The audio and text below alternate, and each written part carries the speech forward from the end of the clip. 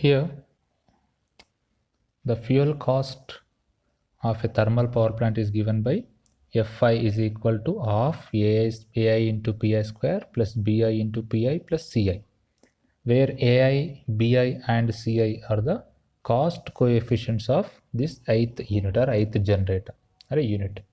Okay, if the cost coefficient of all the thermal power plants are same, then the solution of this economic dispatch problem will be equally distributed. Like if A1 is equal to A2, cost coefficient of one generator is equal to cost coefficient of another generator, like B1 is equal to B2, then C1 is equal to C2, then in that case the solution of this economic dispatch problem will be same. But in a practical condition, in a practical system, the cost coefficient of these thermal power plants are not same. That is due to two factors. One is physical constraint and another one is technical constraints. First one is the physical constraint.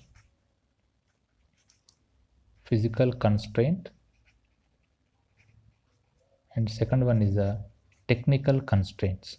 There are two constraints. Because of these two constraints, the cost coefficients of these thermal power plants are not same. What are the physical constraints then? The physical constraints are due to location of the plant. That may be location of the plant. This is depending upon the location of the plant and the distance between the coal mines and the thermal power plant. That may be varied. Distance between the coal mine and thermal power plant. Coal mine and plant. And third one is the mode of transportation. Mode of transportation. If the coal is transported by using railways or trucks, then the cost will be different. Okay. If the coal mine is near to the thermal power plant, then the coal will be transported by using trucks. If the coal mine is far away from the thermal power plant, then it can be transported by using railways. So the cost will be varied depending upon the mode of transportation is also. And the quality of the coal availability, depending upon that also, the physical constraint will be affected. Quality of coal. Okay, so in a thermal power plant, all these factors are same for a single unit. Okay, so for all the units in a thermal power plant is common for this. For example, in a thermal power plant, if there are 2 units, then for the 2 units, these physical constraints are same, but it will be differed between plant to plant. So in a single plant, if there are 3 units, then for the 3 units, these physical constraints are same. Okay. Next, technical constraints. What are the technical constraints? There are different types of plants like thermal power plant, hydel power plant, and super thermal power plant. Okay, depending upon that, the efficiency of the plants will be varied. Okay, so this type of technical constraints are also affecting the cost coefficients of a plant.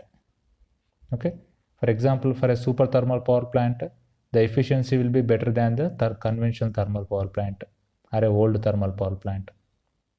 Like the technical constraints are also existing. If you draw a graph between fuel input Fi rupees per hour versus power output of a generator, ith generator in megawatts. If you draw a graph between fuel input versus power output, then the graph will be like this.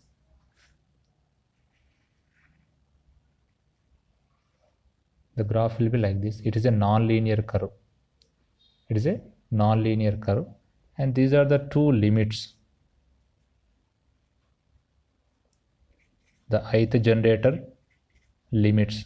This is the minimum limit, and this is the maximum limit. Okay. why do you or how you are going to maintain these limits, or on what basis, on what factors you are going to keep these limits, constraints, pi maximum and pi minimum? How can you set? That means pi maximum can be set by using insulation capacity of the synchronous generator. Insulation capacity. How you are going to maintain, or how you are going to set that insulation capacity means, actually the power S is equal to what here? Root 3 VL into IL star. Okay. What is the active power? P is equal to S cos phi.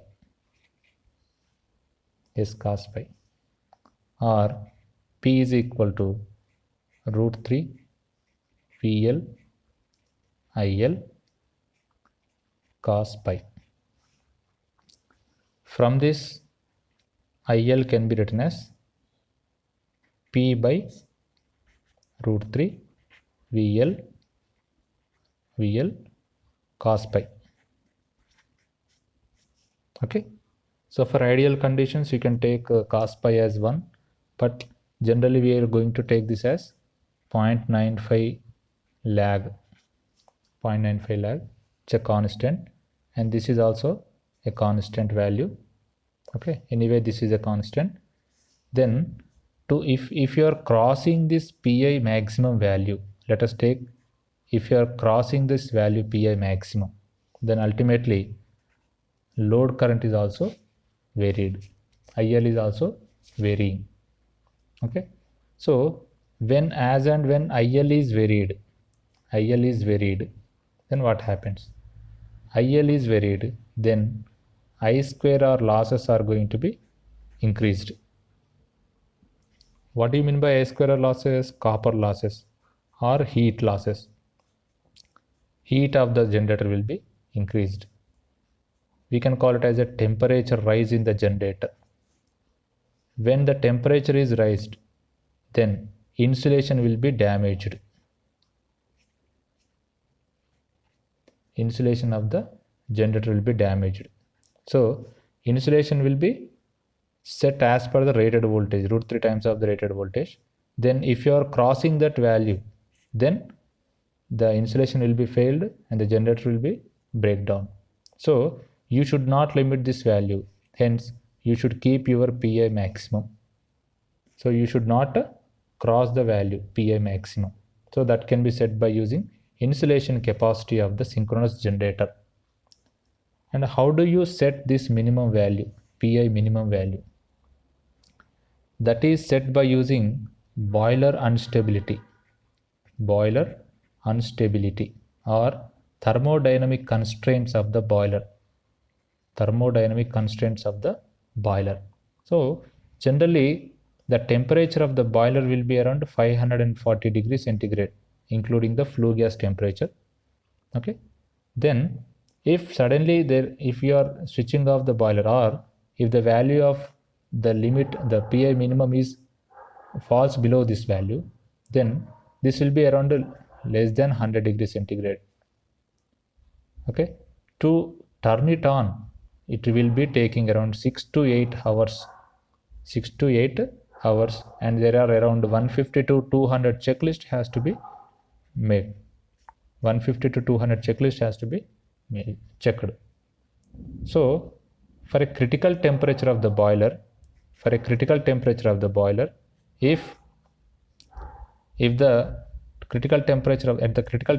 boil, or a stable temperature of the boiler, it is going to give the synchronous speed.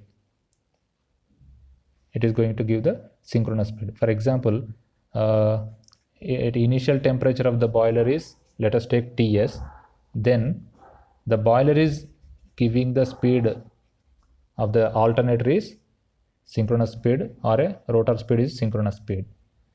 If there exists increasing in the load, if the load is increased, then the rotor speed also reduced. Then delta will be increased, which leads to unstable. So to avoid that instability, when the load is increased, to put up the speed to synchronous speed, you should increase the steam supply. So that the temperature of the boiler has to be raised from this position.